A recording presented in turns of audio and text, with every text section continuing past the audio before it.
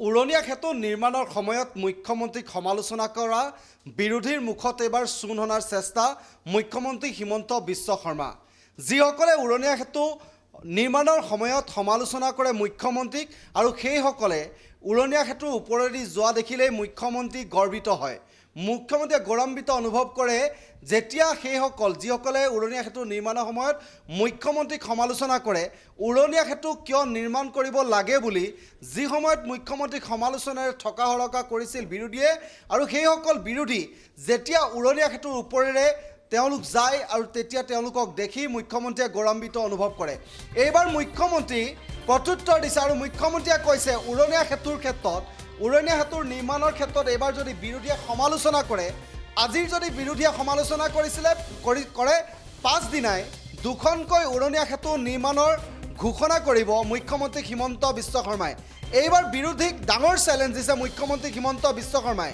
যদিহে উৰণীয়া সেতু নিৰ্মাণৰ নামত তেওঁলোকে প্ৰশ্ন কৰে, মুখ্যমন্ত্ৰীক প্ৰশ্ন কৰে, মুখ্যমন্ত্ৰীক সমালোচনা কৰে, উৰণীয়া সেতু কিয় লাগে বুলি যদি প্ৰশ্ন কৰে, আজিৰ প্ৰশ্ন কৰিলে কালিলৈ অৰ্থাৎ আগদিনা সমালোচনা কৰিলেই পাঁচদিনা দুখনকৈ উৰণীয়া সেতু নিৰ্মাণৰ ঘোষণা কৰিব মুখ্যমন্ত্ৰী হিমন্ত বিশ্ব শৰ্মাই।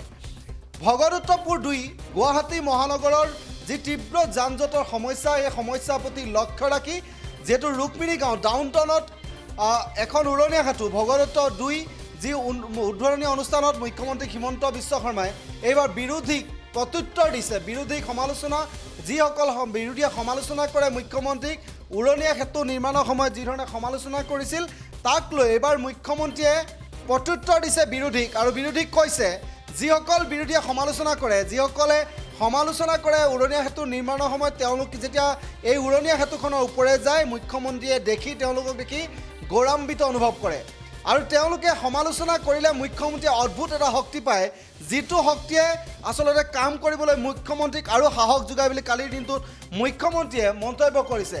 আৰু এইবাৰ মুখ্যমন্ত্ৰীয়ে বিৰোধীক এইবাৰ তীব্ৰ কটাক্ষ কৰি কৈছে যদিহে মুখ্যমন্ত্ৰীক উৰণীয়া সেতু নিৰ্মাণক লৈ তেওঁলোকে সমালোচনা কৰে, আগদিনা সমালোচনা কৰিলে পিছদিনা দুখনকৈ উৰণীয়া সেতু নিৰ্মাণৰ কথা ঘোষণা কৰিব মুখ্যমন্ত্ৰীয়ে।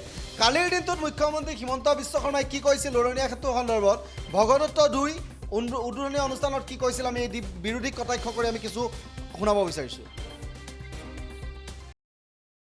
মই সদায় চাই থাকোঁ যিসকলে ফ্লাইঅভাৰ কেইখনক সমালোচনা কৰে তেওঁলোকে কেতিয়াও ফ্লাইঅভাৰৰ তলেদি নাযায়, তেওঁলোকে সদায় ফ্লাইঅভাৰৰ ওপৰেদি যায়।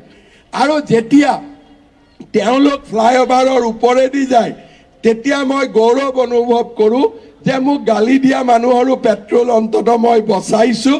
তেওঁলোকৰ অলপ হ'লেও কামত হিমন্ত বিশ্ব শৰ্মা আহিব পাৰিছে। শ্ৰদ্ধা ৰাইজ, এজন সংসদে বাধা দিব চেষ্টা কৰিলে, কিন্তু আজি আমি ফেব্ৰুৱাৰী মাৰ্চ মাহত যোৰহাটতো আমি তৃতীয়খন ফ্লাইঅভাৰ আমি আৰম্ভ কৰি দিম।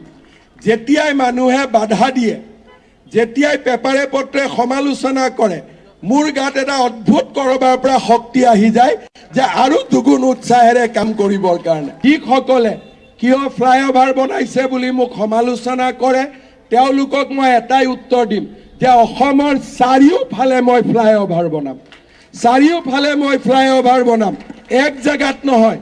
আপোনালোকে যদি মোক এটা দিন গালি পাৰে কিয় ফ্লাইঅভাৰ বনাইছে, পিছদিনাখন মই 2খন ফ্লাইঅভাৰ চেংচন কৰি দিম। গতিকে কাৰণ অসমৰ ৰাইজে উন্নতি বিচাৰে, অসমৰ ৰাইজে বিকাশ বিচাৰে, তাৰ প্ৰমাণ কোনোবাই যদি চাব খোজে আজি ৰাতি 12টা বজালৈকে ইয়াত থিয় হৈ থাকক, যিমান ল'ৰা ছোৱালী আহিব চেলফি উঠিব, সিয়ে প্ৰমাণ কৰিব যে অসমৰ ৰাইজে উন্নতি বিচাৰে। যিসকলে এইবিলাক কথা লিখে তেওঁলোক ছ'চিয়েল মিডিয়াত থাকিব আৰু যোনে ফ্লাইঅভাৰ বনাব, ৰাস্তা স্কুল হস্পিটেল বনাব, তেওঁলোক ৰিয়েল ৱৰ্ল্ডত থাকিব, মানুহৰ হৃদয়ত থাকিব। আৰু যোন মানুহৰ হৃদয়ত থাকে, যোন মানুহৰ অন্তৰত থাকে, যোন মানুহৰ বুকুৰ মাজত থাকে, তাক কোনো সমালোচনাই মানুহৰ পৰা পৃথক কৰিব নোৱাৰে, তাক মই বিশ্বাস কৰোঁ। মই সদায় চাই থাকোঁ যিসকলে ফ্লাইঅভাৰ কেইখনক সমালোচনা কৰে তেওঁলোকে কেতিয়াও ফ্লাইঅভাৰৰ তলেদি নাযায়, তেওঁলোকে সদায় ফ্লাইঅভাৰৰ ওপৰেদি যায়। আৰু যেতিয়া তেওঁলোক ফ্লাইঅভাৰৰ ওপৰেদি যায় তেতিয়া মই গৌৰৱ অনুভৱ কৰোঁ যে মোক গালি দিয়া মানুহৰো পেট্ৰল অন্ততঃ মই বচাইছোঁ। তেওঁলোকৰ অলপ হ'লেও কামত হিমন্ত বিশ্ব শৰ্মা আহিব পাৰিছে।